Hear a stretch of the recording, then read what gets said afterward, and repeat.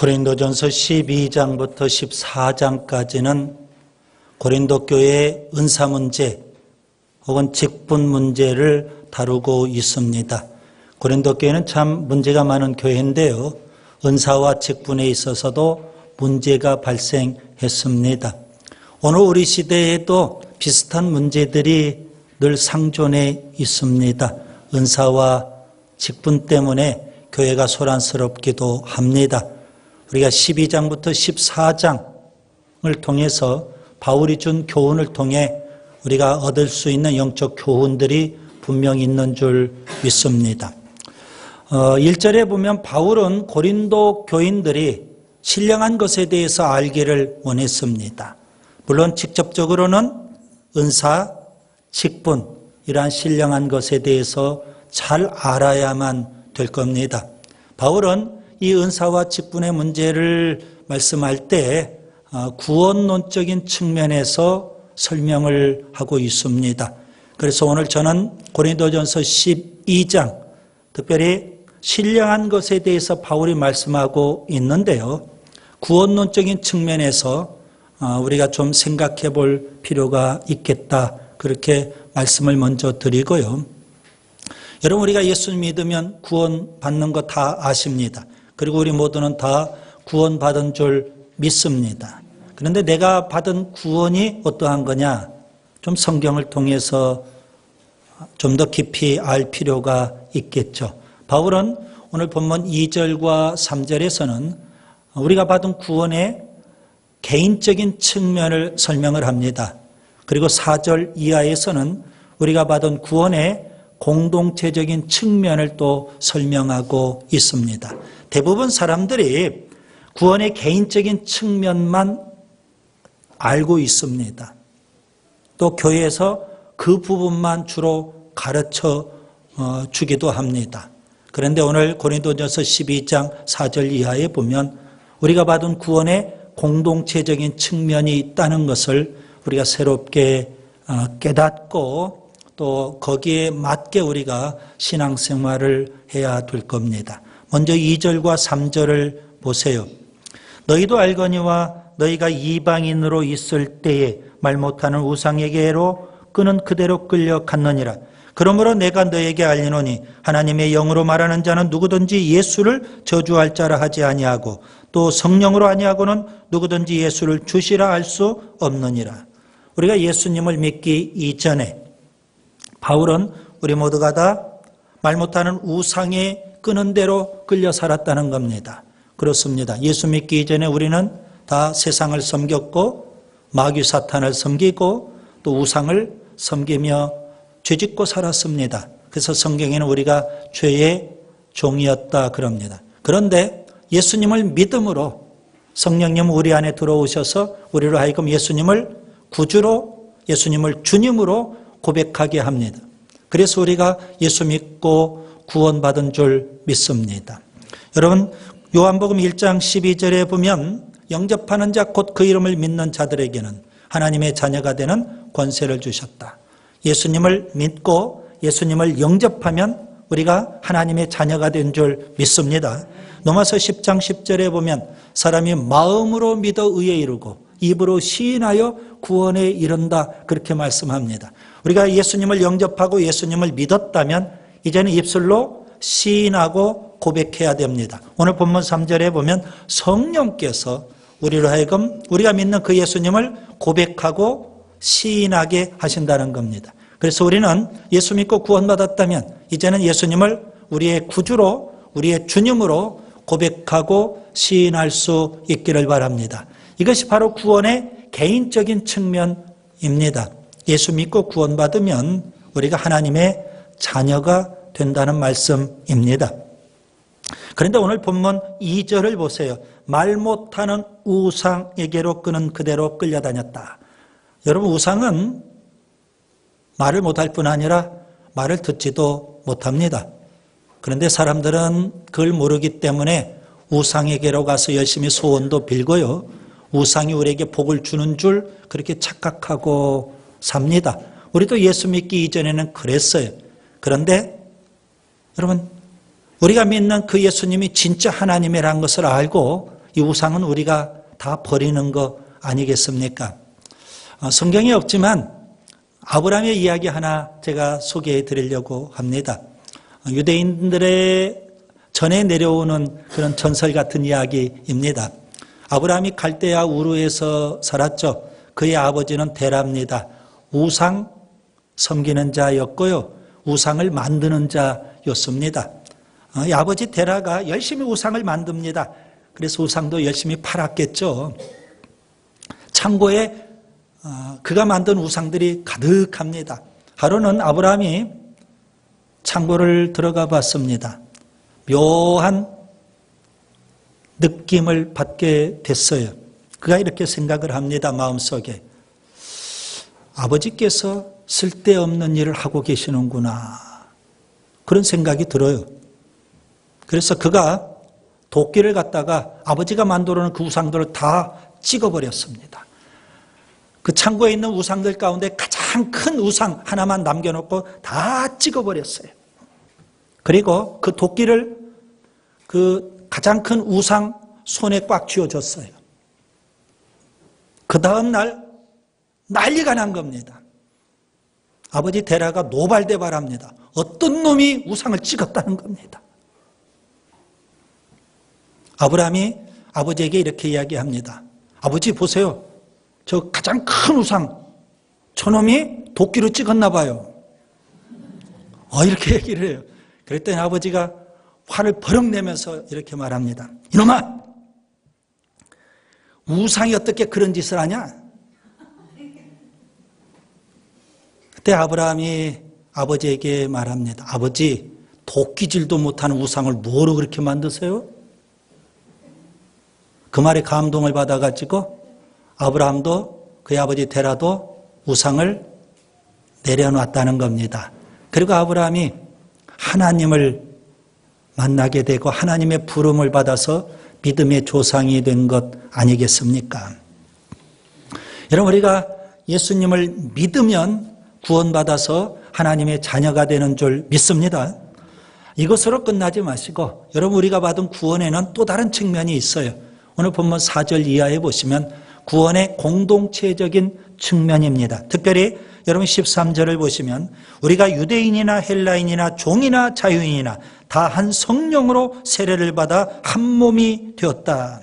여러분, 성령 세례를 통해서 우리가 한 몸 공동체의 지체가 되었다는 사실입니다. 이것이 바로 구원의 공동체적인 측면입니다. 많은 사람들이 이것을 잘 모르기 때문에 구원 받아놓고도 지극히 개인주의적인 그런 신앙으로 나아가 버립니다. 여러분, 하나님께서 우리에게 주신 구원은 그런 개인적인 측면, 하나님의 자녀가 되는 것도 있지만 우리에게 교회 공동체의 지체를 삼아주셨다는 사실입니다. 여러분, 우리가 예수 믿고 구원받으면 교회 생활이 선택이 될 수가 없습니다. 교회 생활은 필수입니다. 왜냐하면 예수 믿는 순간 성령 세례를 통해서 우리가 몸된 교회의 지체가 되기 때문에 더 이상 교회 생활은 선택이 아니라 필수가 된다는 겁니다. 그런데 많은 사람들이 예수 믿고 구원받고 이제 교회를 어떻게 할 거냐? 선택으로 가려고 합니다. 그래서 어떤 사람은 교회 생활 열심히 하고 어떤 사람은 나는 예수 그냥 열심히 믿고 끝나겠다. 무교회주의자들이 있습니다. 무교회주의자들. 예수는 잘 믿는데 교회 생활을 부정합니다. 그러나 그것은 성경을 제대로 잘 모르는 거고 또 주님이 우리에게 베푸신 구원이 어떠한 것인지를 잘 모르기 때문에 그런 현상들이 나타난다. 이렇게 말씀드릴 수 있겠습니다. 오늘 13절에 성령 세례가 여기 나오는데요. 이 성령 세례도 사람들이 오해를 합니다. 우리가 성경을 좀 깊이 연구하면 여러분 성령 세례가 두 가지로 언급이 되어 있습니다. 하나는 오늘 본문의 성령 세례는 이렇게 제가 표현할 수 있겠습니다. 성령이 베푸시는 성령 세례입니다. 그런데 사도행전 1장 4절과 5절에 보면 예수님께서 승천하실 때 제자들에게 약속하셨습니다. 아버지의 약속하신 성령 세례를 기다리라. 그때 성령 세례가 있습니다. 오순절날 약속대로 성령이 임했죠. 120명이 다 성령 충만했습니다. 베드로가 3,000명의 청중들 앞에 설교를 해요. 그런데 청중들이 다 이 120명, 특별히 베드로 성령 충만한 그들을 이상하게 여겼어요. 대낮인데 저들이 술 취한 거 아니냐. 그래서 베드로가 3,000명의 청중들 앞에 설교를 하면서 우리가 술 취한 게 아니다. 우리는 성령 충만한 거다 하는 것을 이렇게 설명합니다. 예수님께서, 너희들이 죽인 예수님께서 아버지로부터 성령을 받아서 우리에게 부어주셨다. 그렇게 설명을 해요. 자, 예수님은 성령 세례를 기다려라 말씀하셨고, 그리고 승천하셨는데 그 예수님께서 하나님 아버지로부터 성령을 받아서 오순절날 성령을 부어주신 겁니다. 그게 바로 성령 세례예요. 그것을 예수님이 부어주시는 성령 세례, 이렇게 표현할 수 있겠습니다. 오늘 13절의 이 성령 세례는 성령님이 부어주시는 성령 세례고, 그 다음에 사도행전 1장 5절에서 말씀하고 있는 성령 세례는 예수님이 부어주시는 성령 세례. 이 예수님이 부어주시는 성령 세례는 달리 표현하면 성령 충만, 성령의 불세례, 이렇게도 표현할 수 있습니다. 예수님이 부어주시는 성령 세례는 우리가 예수 믿고 구원받은 이후, 곧 예수 믿을 때 우리가 성령으로 성령 세례를 받는데요, 그렇게 해서 구원받은 이후 두 번째 주어지는 은혜라고 표현할 수 있겠습니다. 우리 모두가 다 예수 믿고 구원받지 않았습니까? 그렇다면 우리 모두는 다 성령이 주시는 성령 세례를 받은 거예요. 그래서 공동체의 지체가 된 겁니다. 그런 우리들에게 예수님은 성령 세례를 주십니다. 성령 충만을 허락해 주시는 줄 믿습니다. 이것은 예수 믿고 구원받은 자에게 주시는 두 번째 은혜다, 이렇게 보시면 되겠습니다. 아무튼 여러분, 우리가 배워야 될 소중한 교훈은, 구원은 공동체적인 측면도 있더라는 겁니다. 성령 세례를 통해서 우리가 몸의 지체가 되었기 때문에 우리는 필연적으로 교회 생활을 해야만 된다는 겁니다. 자, 그렇다면 여러분 12장 4절 이하를 보세요. 삼위일체 하나님께서는 교회 공동체를 위해서 무슨 일을 하실까요? 구원받은 우리들에게 교회 공동체를 위해서 삼위일체 하나님께서 무슨 일을 하실까요? 여러분 4절부터 6절을 보세요. 4절에 보시면 성령님께서는 구원받은 우리들에게 뭘 주셔요? 은사를 주십니다. 그 다음에 5절을 보세요. 주님께서는 구원받은 우리들에게 뭘 주실까요? 직분을 주십니다. 그 다음에 6절을 보세요. 하나님께서는 구원받은 우리들에게 뭘 주실까요? 사역을 주십니다. 삼위일체 하나님께서 구원받은 우리들에게 은사와 직분과 사역을 맡겨주십니다. 그래서 교회를 섬길 수 있도록 해주시는 줄 믿습니다. 오늘 12장 4절 이하를 저는 세 단락으로 나누려고 합니다. 먼저 7절부터 11절까지 성령님은 다양한 은사를 주십니다.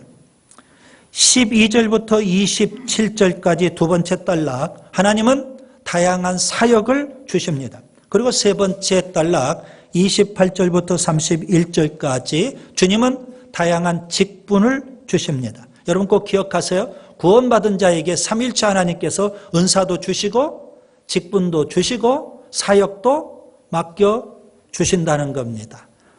그것이 바로 우리가 받은 구원의 공동체적인 측면이라고 저는 말씀드릴 수 있겠고요. 바울은 이 놀라운 일들, 이 신령한 것들에 대해서 우리가 알아야 되겠다고 본문 1절에서 말씀하고 있습니다. 먼저 첫 번째 단락을 보세요. 성령님은 다양한 은사를 우리에게 주십니다. 4절에 보면 은사는 여러 가지나 성령은 같고 한 성령께서 구원받은 우리 모두에게 다양한 은사들을 주십니다. 특별히 오늘 8절부터 10절까지 보시면 고린도 교회 안에 나타났던 은사들이 몇 가지 언급되어 있습니다. 8절에 보면 지혜의 말씀, 그리고 지식의 말씀. 9절에는 믿음. 이 믿음은 여러분 우리가 예수 믿을 때 믿는 믿음과는 다른 겁니다. 특별한 믿음을 의미하는 겁니다. 믿음과 병 고치는 은사. 10절에는 능력 행함, 예언함, 영들 분별함, 각종 방언 말함, 방언들 통역함. 이런 여러 가지 은사들을 주십니다. 왜 성령님께서 구원받은 우리들에게 은사를 주실까요? 7절에 보면 유익하게 하려고. 물론 개인의 유익도 있습니다. 여러분 우리가 은사를 받으면 우리 신앙이 확실해집니다. 아주 분명해지고 선명해질 수가 있습니다. 체험이 중요하죠. 그런데 여기에서 말하는 유익은 교회 공동체의 유익을 위하여. 성령님은 우리에게 은사를 주시는 줄 믿습니다. 어느 누가 은사를 받았어요. 그런데 그가 교회와는 상관없이 은사대로 일한다면 그건 성령님의 뜻과는 맞지 않는 거라는 겁니다. 여러분 우리가 은사 받으면 뭐 해야 될까요? 더 교회에 와서 더 봉사하고 더 충성하고 교회를 더 세워야 되는 줄 믿습니다. 자, 은사는 그러면 어떻게 주어지는 걸까요? 11절에 보면 이 모든 일은 같은 한 성령이 행하사 그의 뜻대로. 여러분 은사는 성령님이 주권적으로 주시는 줄 믿습니다. 그렇지만 오늘 우리들은요 은사를 사모해야 됩니다. 여러분 고린도전서 14장 1절을 보세요. 신령한 것들을 사모하라 그랬습니다. 여러분 은사도 체험해야 돼요. 그래서 은사를 간절히 사모하시기를 바랍니다. 사모하는 자에게 성령님은 주권적으로 그의 뜻대로, 그분의 뜻대로 우리에게 은사를 부어주십니다. 그래서 우리가 은사를 많이 체험할 때 우리 교회는요 유익할 수가 있는 겁니다. 하나님은 은사대로 일하도록 하시거든요. 그래서 우리가 사모하는 마음 갖고 은사를 체험하고 그 은사대로 교회의 유익을 위해서 일할 수 있기를 바랍니다. 우리에게 주어진 은사, 여러분 이미 예수 믿고 구원받았기 때문에 이미 성령님이 은사를 주신 경우도 있어요. 그리고 사모하는 자에게 또 주실 거예요. 이미 주셨는데 어떤 사람은 평생 그 은사를 사장시키고 끝나버리는 경우도 있습니다. 여러분 은사를 잘 발견하고 은사를 잘 개발하는 것 대단히 중요합니다. 가르치는 은사가 있어요. 그 은사도 어떻게 해야 될까요? 남보다 좀 탁월하게 잘 가르치지만 가르치는데 더 힘쓰고 연구하고 노력하면 더 탁월하게 그 은사를 활용할 수 있더라는 겁니다. 은사가 주어졌는데 평생 나에게 무슨 은사가 주어졌는지 그걸 발견하지 못해서 안타까운 사람도 있습니다. 교회에 유익하지 못한 일이죠.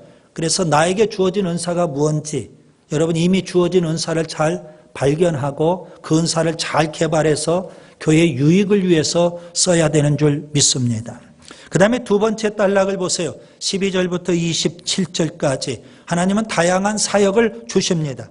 여러분 6절을 보시면 또 사역은 여러 가지나 모든 것을 모든 사람 가운데서 이루시는 하나님은 같다 그래서 한 분 하나님께서 구원받은 우리들에게 다양한 사역을 맡겨주시는 줄 믿습니다. 여러분 교회 안에는 교회를 바울은 몸으로 비유했죠. 여러분 12절 이하에 보시면 몸으로 비유를 했어요. 여러분 몸 안에는 굉장히 많은 지체들이 있습니다. 그런데 그 지체들은 다 고유한 기능이 있는 겁니다. 눈은 눈으로서의 고유한 기능, 코는 코로서의 고유한 기능, 입은 입으로서 고유한 기능이 있다는 말씀입니다. 여러분 입이 바라보는 일을 할 수는 없습니다. 눈이 냄새 맡는 일을 할 수는 없는 겁니다. 고유한 기능이 있습니다.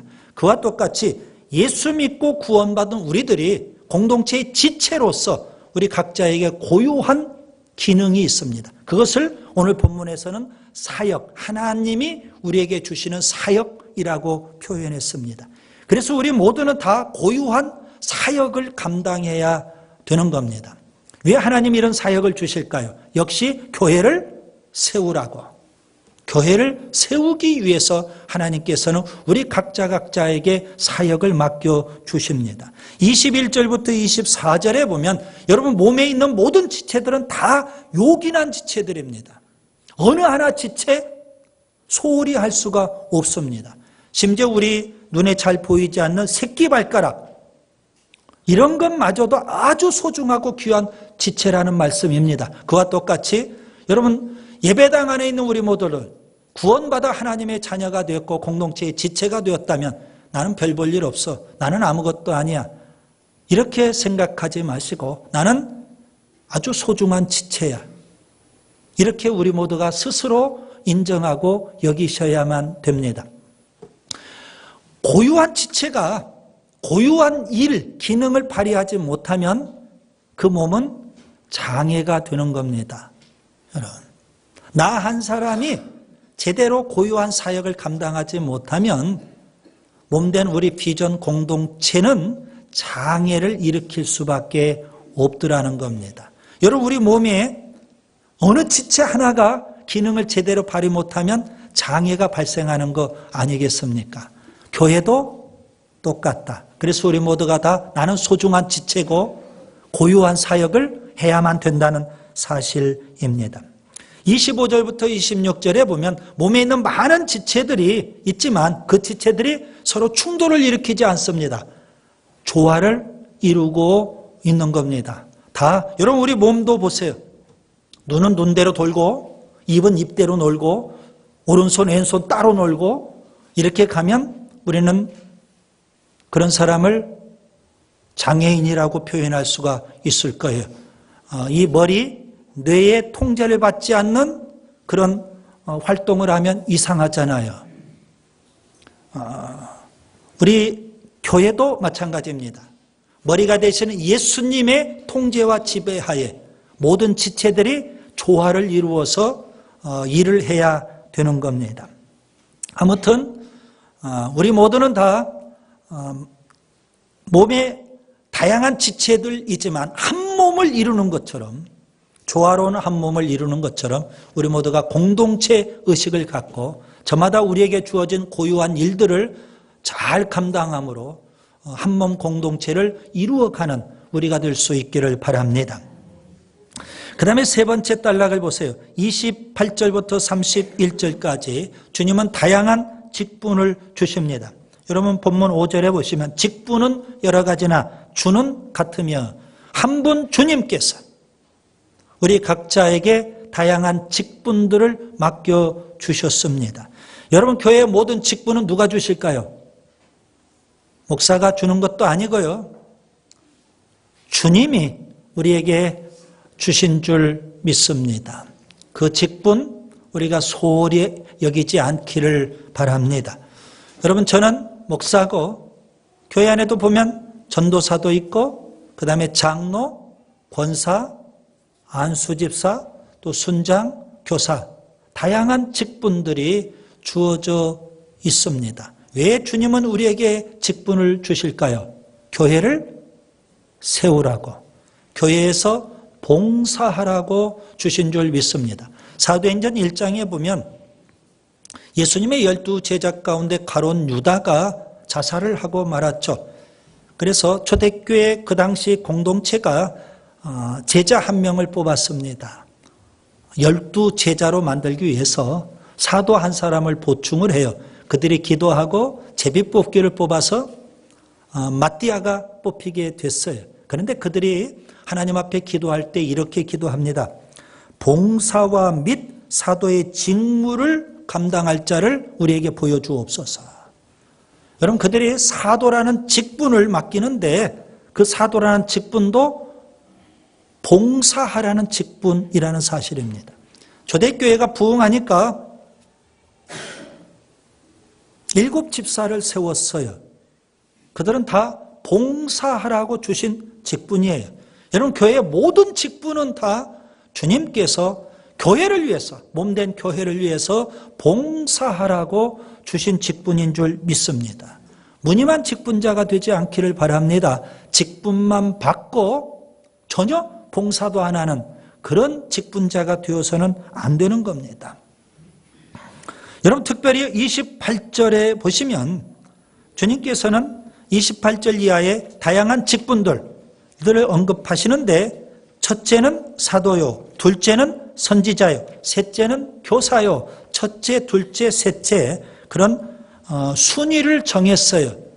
자세히 보니까 말씀과 관련돼서는 이렇게 순위를 딱 정해 놨더라는 겁니다. 말씀과 관련된 직분, 그 직분이 교회 공동체 안에서는 우선순위가 있는 직분이다, 이런 의미가 될 겁니다. 그 밖에 다른 직분들은 다 동등하게 우리가 열심히 맡은 직분대로 봉사해야 될 겁니다. 다만 바울은요, 본문 31절에 너희는 더욱 큰 은사를 사모하라, 그렇게 말씀합니다. 여러분, 더욱 큰 은사가 뭘까요?